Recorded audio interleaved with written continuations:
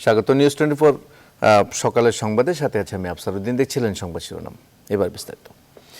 নিয়ন্ত্রণে এসেছে মিরপুরের কলসিবি ব্লকের আগুন। ফায়ার সার্ভিস অ্যান্ড সিভিল ডিফেন্সের 12টি ইউনিটের প্রায় 2 ঘন্টার চেষ্টায় নিয়ন্ত্রণে আসে এই আগুন। মঙ্গলবার মধ্যরাতে এই অগ্নিকাণ্ডের ঘটনা ঘটে। খবর পেয়ে প্রাথমিকভাবে আগুন নিয়ন্ত্রণে ফায়ার সার্ভিসের 7টি ও পরে আরও 5টি ইউনিট যোগ দেয়।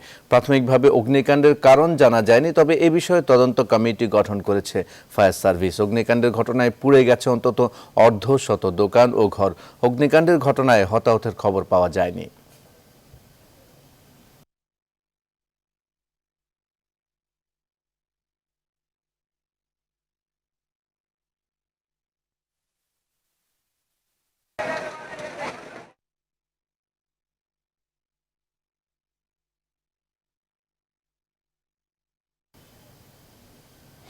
মিরপুর বস্তি সহ 24 ঘন্টার রাজধানীর 3টি বস্তি আগুনে পুড়ল। এর আগে সোমবার রাতে মহাখালী এবং মঙ্গলবার বিকেলে মোহাম্মদপুরের বস্তিতে আগুন লাগে।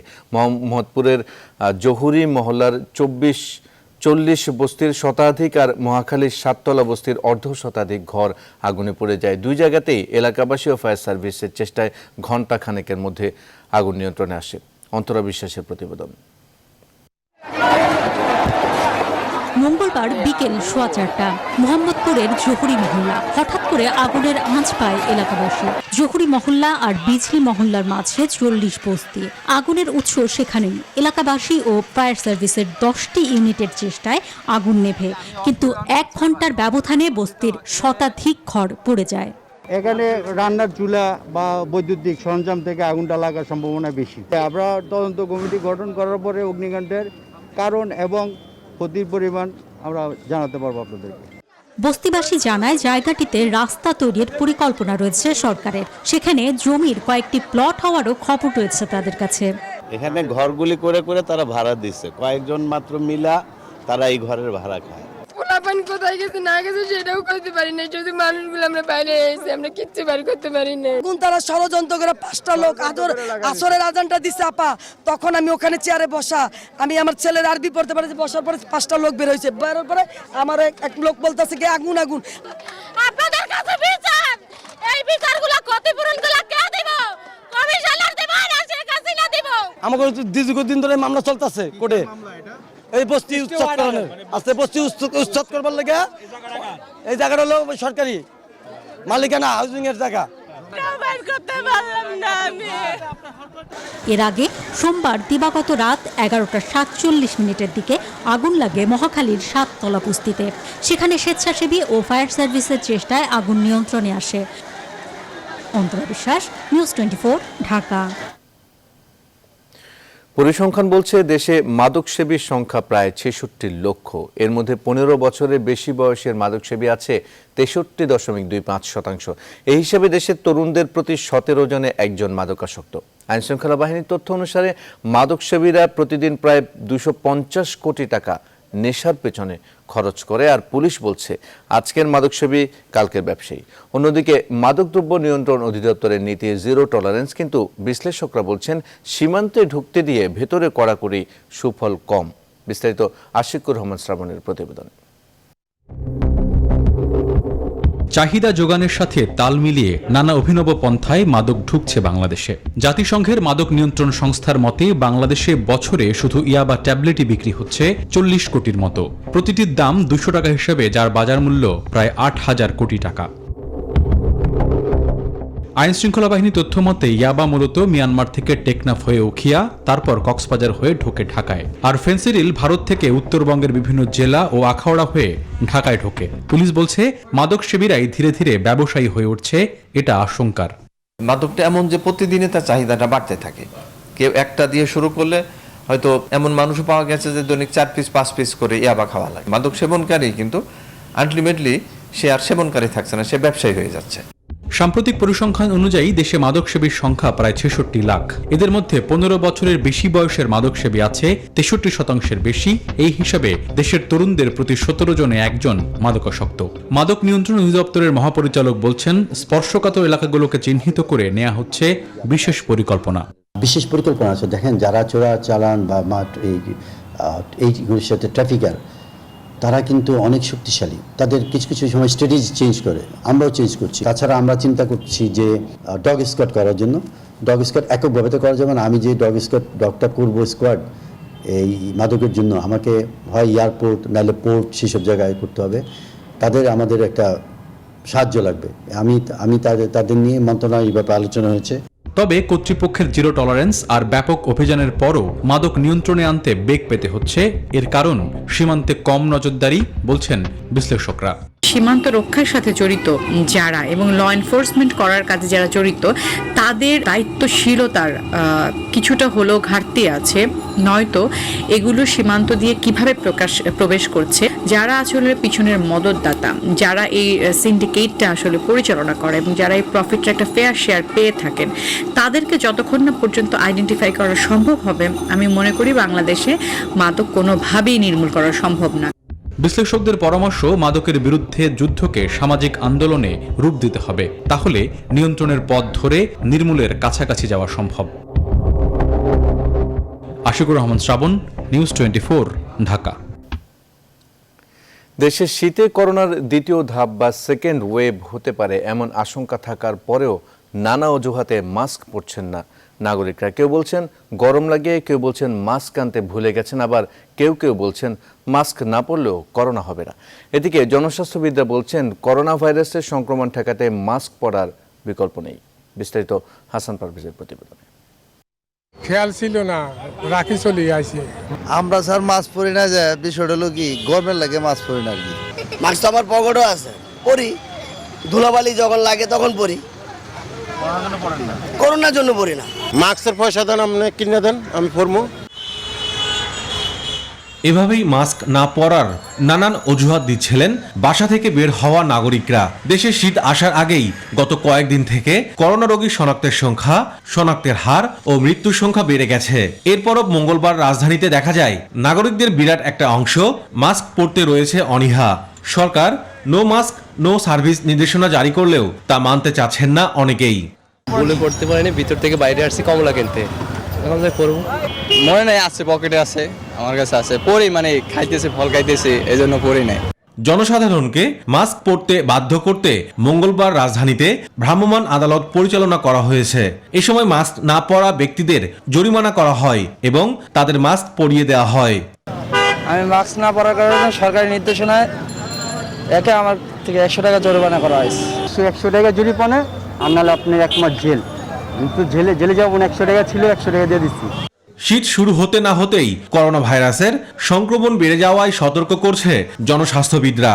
একই সঙ্গে তারা বলছেন স্বাস্থ্যবিধি ও মাস্ক না পরলে করোনা সংক্রমণ ঠেকানো অসম্ভব হয়ে উঠবে।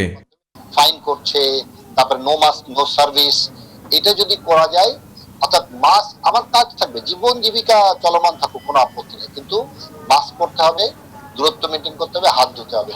আগামী শীতকালে যেটা ইউরোপ আর আমেরিকা যে হাবুডুবু খাচ্ছে, বাংলাদেশ হয়তোবা সেরকম কোনো হাবুডুবু খাবে না। এদিকে যারা মাস্ক না পরে বের হচ্ছেন তাদের বিরুদ্ধে আরো কঠোর হওয়ার ঘোষণা দিয়েছে সরকার। হাসান পারভেজ, নিউজ 24, ঢাকা।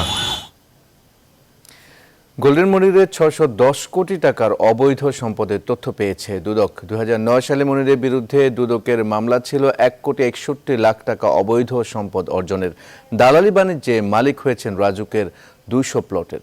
এছাড়াও 36টির বেশি বাড়ি, বিলাসবহুল গাড়ি আর নগদ কোটি কোটি টাকার মালিক তিনি। মনির ও তার স্ত্রী রওশনা আক্তারের অবৈধ সম্পদের বিবরণী দুদক কমিশনে জমা দেওয়া হয়েছে। দুদক জানিয়েছে শীঘ্রই নেওয়া হবে ব্যবস্থা। রাজুকে মনিরের প্লট বাণিজ্য বিষয়ে গঠন করা হয়েছে তদন্ত কমিটি। অভিযোগ প্রমাণিত হলে ব্যবস্থা নেওয়ার কথা জানিয়েছেন রাজুক চেয়ারম্যান। আলী তালুকদারের প্রতিবেদন। স্বর্ণ কারবারি গোল্ডেন মনিরের বিপুল অবৈধ সম্পদের তথ্য পেয়েছে দুর্নীতি দমন কমিশন। র্যাবের হাতে আটকের পরই আলোচনায় আসে মনিরের অঢেল সম্পদের মালিক হওয়ার নানা ঘটনা। 2020 সালে গোল্ডেন মনির র্যাবের জালে ধরা পড়লেও 11 বছর আগেই তার বিরুদ্ধে 1,61,00,000 টাকার মামলা করেছিল দুদক। বর্তমানে সেই সম্পদ বেড়ে হয়েছে 610 কোটি টাকা।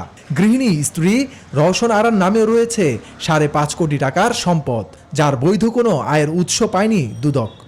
সে যে অপরাধ করেছে সেই অপরাধটা দুর্নীতি দমন কমিশনের তফসিলভুক্ত অপরাধ কিনা যাচাই বাছাই করে, যদি দুর্নীতি কমিশনের তফসিলভুক্ত অপরাধ হয় দুর্নীতি কমিশন সে বিষয়ে ব্যবস্থা গ্রহণ করবে এবং মামলা যদি প্রয়োজন হলে সে ব্যাপারে প্রয়োজনীয় ব্যবস্থা গ্রহণ করবে। গোল্ডেন মনির রাজুকের প্লট বাণিজ্যে হাতিয়ে নিয়েছে শত কোটি টাকা সহ 200 প্লট। রাজুক চেয়ারম্যান জানান, মনিরের কর্মকাণ্ড তদন্তে 5 সদস্যের একটি কমিটি গঠন করা হয়েছে। প্রমাণ পেলেই নেওয়া হবে ব্যবস্থা। 5 সদস্যের কমিটি গঠন করে দেওয়া হয়েছে। এই 5 সদস্যের কমিটি তাদের কর্মকাণ্ড অনুযায়ী যত দ্রুত সম্ভব শেষ করা সম্ভব সেই দ্রুততম সময়ের ভিতরে প্রতিবেদন দাখিল করবে।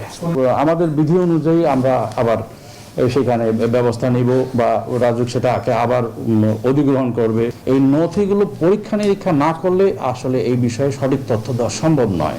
দুদকের উপপরিচালক শামসুল আলমের নেতৃত্বে একটি দল মনির ও তার স্ত্রীর সম্পদ বিবরণী জমা দিয়েছে দুদক কমিশনে। আলী তালুকদার, নিউজ 24, ঢাকা। সংবাদে নিচ্ছে একটি বিরতি, সাথেই থাকুন।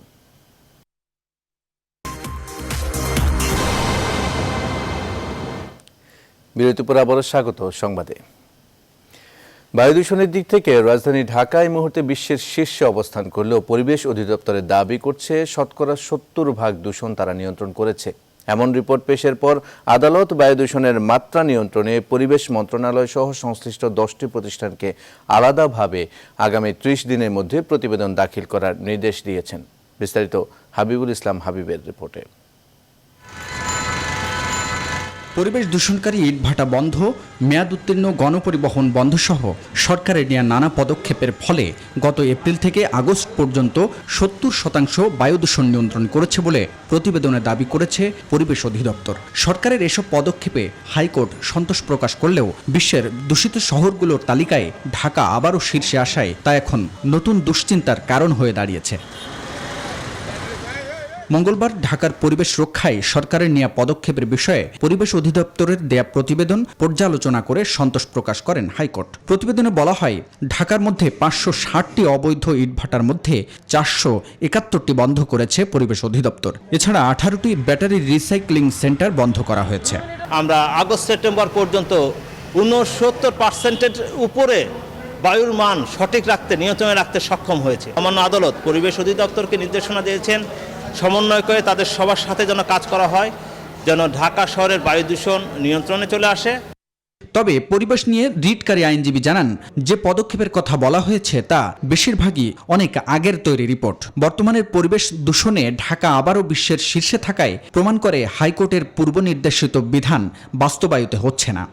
এই নির্দেশনাগুলোর মধ্যে আছে ঢাকা শহর থেকে যে সমস্ত ট্রাক বা মালবাহী গাড়ি ঘোড়া চলে সেখানে আপনার যে বালি, সিমেন্ট এগুলো যে খোলা রাখা হয় সেগুলো ঢেকে রাখতে হবে, এবং এই ঢাকা শহরে মেগা প্রজেক্ট বা অন্যান্য যে সমস্ত কনস্ট্রাকশন কাজ চলছে সেই প্রত্যেকটা কাজের কিন্তু টেন্ডারের শর্তই আছে, এগুলো ঢেকে রাখতে হবে, কিন্তু সেগুলো ঢেকে রাখা হয় না।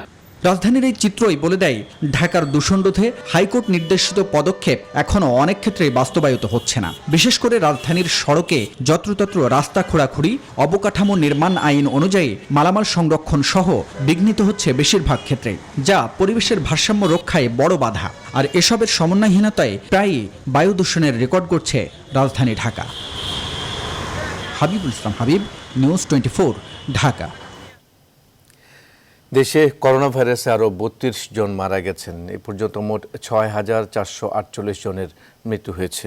নমুনা পরীক্ষায় গত 24 ঘন্টায় শনাক্ত হয়েছেন আরও 2,230 জন। এখন পর্যন্ত 4,51,990 জন শনাক্ত হয়েছেন। 24 ঘন্টায় 2,266 জন এবং এখন পর্যন্ত 3,66,877 জন সুস্থ হয়েছেন।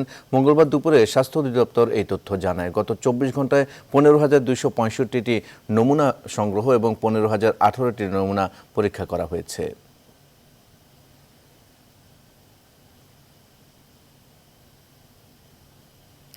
অক্সফোর্ডের করোনা ভ্যাকসিনের 90% সফলতা দাবির পর টিকাটির কার্যকারিতা ও সুরক্ষা সংক্রান্ত আরও তথ্য জানার আগ্রহ প্রকাশ করেছে বিশ্ব স্বাস্থ্য সংস্থা। এর মধ্যে আগামী মার্চে এই ভ্যাকসিনটি 3,40,00,000 ডোজ ক্রয়ের ব্যাপারে সম্মত হয়েছে অস্ট্রেলিয়া, যে কারণে সীমান্তের কড়াকড়ি শিথিল করার সিদ্ধান্ত নিয়েছে কুইন্সল্যান্ড রাজ্য। এদিকে রাশিয়ার তৈরি স্পুটনিক 5 ভ্যাকসিনটি 95% কার্যকর বলে দাবি করেছেন রুশ গবেষকরা। একই সঙ্গে আন্তর্জাতিক বাজারে ভ্যাকসিনটির দাম $20 নিচে রাখা হবে বলে জানিয়েছে মস্কো। এছাড়া সোমবার থেকে চীনের সিনোভ্যাক ভ্যাকসিনের ক্লিনিক্যাল গবেষণা শুরু করেছে ব্রাজিল।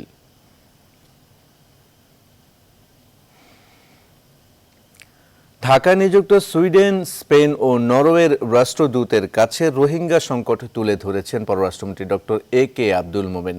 মঙ্গলবার রাষ্ট্রীয় অতিথি ভবন পদ্মায় সুইডেনের রাষ্ট্রদূত আলেকজান্দ্রা বার্গ ফন লিন্ডে, স্পেনের রাষ্ট্রদূত ফ্রান্সিসকো দি ওসিস বেনিতিজ সালাস এবং নরওয়ের রাষ্ট্রদূত আসপেন রিক্টার সেভেনসেনের সঙ্গে বৈঠক করেন পররাষ্ট্রমন্ত্রী। বৈঠকে ডক্টর মোমেন বলেন, বাংলাদেশের রোহিঙ্গা ঢলের 3 বছর হলেও একজন রোহিঙ্গাও ফেরত যায়নি। এ সময় 3 রাষ্ট্রদূত রোহিঙ্গাদের আশ্রয় দেওয়ায় বাংলাদেশের প্রতি সন্তোষ প্রকাশ করেন।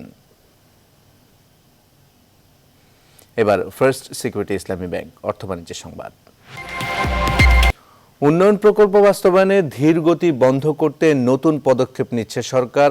কোনো ঠিকাদারি প্রতিষ্ঠান এক প্রকল্পের কাজ শেষ না করতে পারলে নতুন কোনো প্রকল্পের কাজ পাবে না বলে নির্দেশনা দিয়েছেন প্রধানমন্ত্রী শেখ হাসিনা। রাজধানীর এনইসি সম্মেলন কক্ষে অনুষ্ঠিত জাতীয় অর্থনৈতিক পরিষদের নির্বাহী কমিটি একনেক সভায় তিনি এই নির্দেশনা দেন।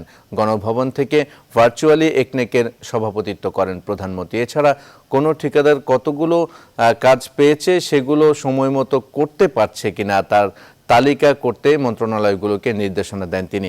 একনেক বৈঠক শেষে এসব কথা জানান পরিকল্পনা বিভাগের সিনিয়র সচিব আসাদুল ইসলাম। সচিব জানান, মোট 10,702 কোটি টাকা ব্যয়ে 7 প্রকল্পের চূড়ান্ত অনুমোদন দিয়েছে একনেক। সংবাদে নিচ্ছে আরেকটা বিরতি, সঙ্গেই থাকুন।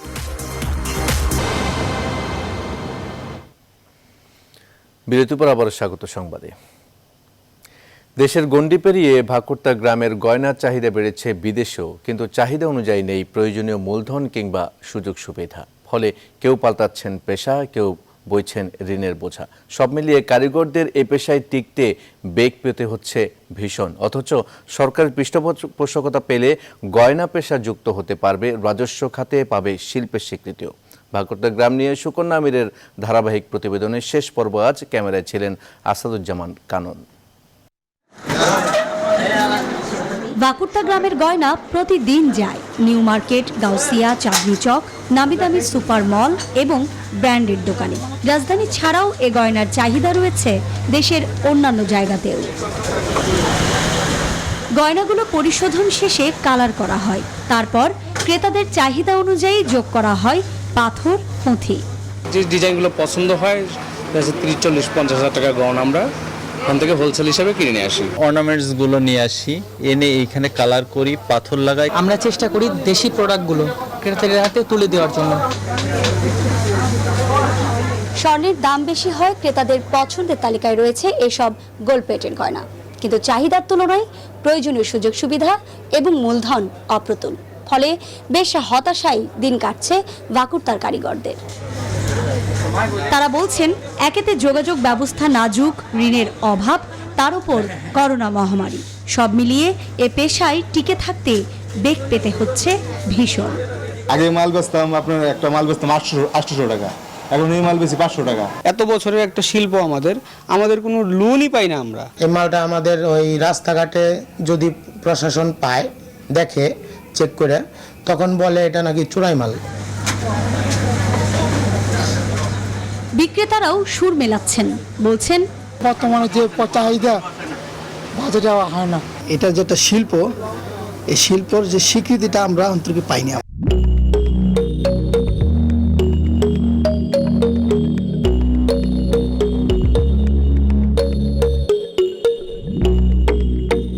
সরকার যদি একটু নজর দেন, তবে এ পেশাও পরিণত হতে পারে শিল্পে। বাড়বে কারিগরদের আগ্রহ, টিকে থাকবে গয়না পেশার ঐতিহ্য, সেই সাথে রাজস্ব খাতেও যুক্ত হবে এ পেশার নাম। সুকন্যা আমির, নিউজ 24, ভাকুর্তা গ্রাম, সাভার। আন্তর্জাতিক প্রসঙ্গ। নিজ মন্ত্রিসভার 6 সদস্যের নাম ঘোষণা করে মঙ্গলবার আনুষ্ঠানিকভাবে পররাষ্ট্র নীতি নিয়ে নিজের পরিকল্পনা প্রকাশ করলেন নবনির্বাচিত মার্কিন প্রেসিডেন্ট জো বাইডেন। বিশ্বের নেতৃত্ব দিতে আবারও প্রস্তুত যুক্তরাষ্ট্র, নতুন দলকে পরিচয় করিয়ে এমনটাই জানিয়েছেন তিনি। জাতীয় সুরক্ষা নিয়ে নিজের পরিকল্পনা প্রকাশ করে বাইডেন বলেন, তার নির্বাচিত পররাষ্ট্রমন্ত্রী অ্যান্টনি ব্লিংকেন পররাষ্ট্র মন্ত্রণালয়ের মনোবল এবং বিশ্বাসকে আবারও পুনর্গঠন করবে। ব্লিংকেন ছাড়াও এবার বাইডেনের দলে জাতীয় নিরাপত্তা উপদেষ্টা হিসেবে জেক সুলিভান এবং জাতিসংঘের মার্কিন রাষ্ট্রদূত হিসেবে রয়েছেন লিন্ডা টমাস গ্রিনফিল্ড। এদিকে বিদায়ী মার্কিন প্রেসিডেন্ট ডোনাল্ড ট্রাম্পও জো বাইডেনের কাছে ক্ষমতা হস্তান্তরের আনুষ্ঠানিক প্রক্রিয়া শুরু করতে রাজি হয়েছেন। প্রোটোকল অনুযায়ী প্রয়োজনীয় যা করার তাই করতে নিজের দলকে ইঙ্গিত দিয়েছেন তিনি। সংবাদ নিচ্ছে আবারও বিরতি, সঙ্গে থাকুন। আরেকবার স্বাগত সংবাদে। খেলার খবর। বঙ্গবন্ধু টি-20 কাপের টানটান উত্তেজনার ম্যাচে ঢাকাকে 2 রানে হারিয়ে উদ্বোধনী ম্যাচে জয় পেয়েছে রাজশাহী। শুরুতে ব্যাট করে 9 উইকেট হারিয়ে 169 রান সংগ্রহ করে রাজশাহী। 65 রানে 5 উইকেট হারিয়ে চাপে পড়া দলকে টেনে তুলেন নুরুল হাসান সোহান ও মেহেদী হাসান। মেহেদী খেলেন 50 রানের ইনিংস আর সোহানের ব্যাট থেকে আসে 39 রান। 170 রানের টার্গেটে ব্যাট করতে নেমে ঢাকার ওপেনার তানজিদ হাসান তামিম ভালো কিছুর আভাস দিলেও রান আউটের ফাঁদে পড়েন। এদিকে দিনের দ্বিতীয় ম্যাচে বরিশালকে 4 উইকেটে হারিয়েছে খুলনা। টস জিতে খুলনার বিপক্ষে বরিশাল 153 রানের সংগ্রহ দাঁড় করায় বরিশাল। জবাবে শেষ ওভারে নাটকেও তাই জয় পায় খুলনা। শেষ করব প্রীতিলতার খবর দিয়ে। ব্রিটিশ বিরোধী আন্দোলনের শহীদ বীর কন্যা প্রীতিলতাকে নিয়ে রশিদ পলাশ নির্মাণ করছেন সিনেমা প্রীতিলতা, যেখানে প্রীতিলতার চরিত্রে দেখা যাবে চিত্রনায়িকা পরিমণিকে। এর মধ্যে শুরু হচ্ছে সিনেমাটির দৃশ্য ধারণের কাজ। বিস্তারিত জানাচ্ছেন ফাতেমা কাউসার। করোনার বিরতি কাটিয়ে নতুন বেশ কয়েকটি ছবিতে চুক্তিবদ্ধ হয়েছেন পরিমণি। শেষ করেছেন বেশ কিছু সিনেমার কাজও। তাই বিশ্বসুন্দরী সিনেমাটি আছে মুক্তির অপেক্ষায়। নতুন যে কয়েকটি সিনেমার কাজ শুরু করেছেন তার মধ্যে উল্লেখযোগ্য প্রীতিলতা। এরই মধ্যে শুরু হয়েছে সিনেমাটির দৃশ্য ধারণের কাজ, যার প্রথম লটের শুটিংয়ে অংশ নিয়েছেন পরিমণি, তানভীর, মামুন বিশ্বাস, মুকুল সিরাজি, রিপা, সাইফ চন্দন সহ আরো অনেকে। এই সিনেমায় কাজ করতে পেরে বেশ উচ্ছ্বসিত পরিমণি। জানালেন প্রীতিলতায় কাজের অভিজ্ঞতা। এটাকে আমি চ্যালেঞ্জ বলবো না, শুধু এটা আসলে যুদ্ধ আমার জন্য। প্রীতিলতার একটা যুদ্ধ। একটু একটু করে আমি আমার নিজের অজান্তে ওরা আমাকে ইনভলভ করেছে ক্যারেক্টারটার মধ্যে, যে মানে বিশ্বাস করাতে বাধ্য করেছে আমাকে যে তুমি আসলে প্রীতিলতা। তার অভিনীত সিনেমার সংখ্যা অনেক হলেও তালিকায় নেই ব্যবসা সফল সিনেমা। আর তাই সংখ্যায় নয়, ভালো মানের সিনেমাতে শুধু অভিনয় করতে চান পরি। এখান থেকে আসলে বেছে বেছে কাজ করাতে কি হয়, একটা কিন্তু চ্যালেঞ্জ হয়েই যায় নিজের সাথে, যে ওইটা তো আসলে আমি করি না, ওই ক্যারেক্টারটাকে আমি চিনি না। ওরকমভাবে নিজেকে ধারণ করা ওই ক্যারেক্টার এবং মানুষকে ওইভাবে বোঝানো যে এত এত চোখ আমাকে যখন হলের মধ্যে দেখে তখন কিন্তু পরিমণি দেখে না। ওই চ্যালেঞ্জটা আসলে আমার মধ্যে থাকে। প্রীতিলতা সিনেমাটি নিয়ে বেশ আশাবাদী নির্মাতা রাশিদ পলাশ। আমরা সাহস দেখিয়েছিলাম, 4 বছর আগে থেকে চেষ্টা করছিলাম, অবশেষে আমরা শুটিংটা শুরু করেছি।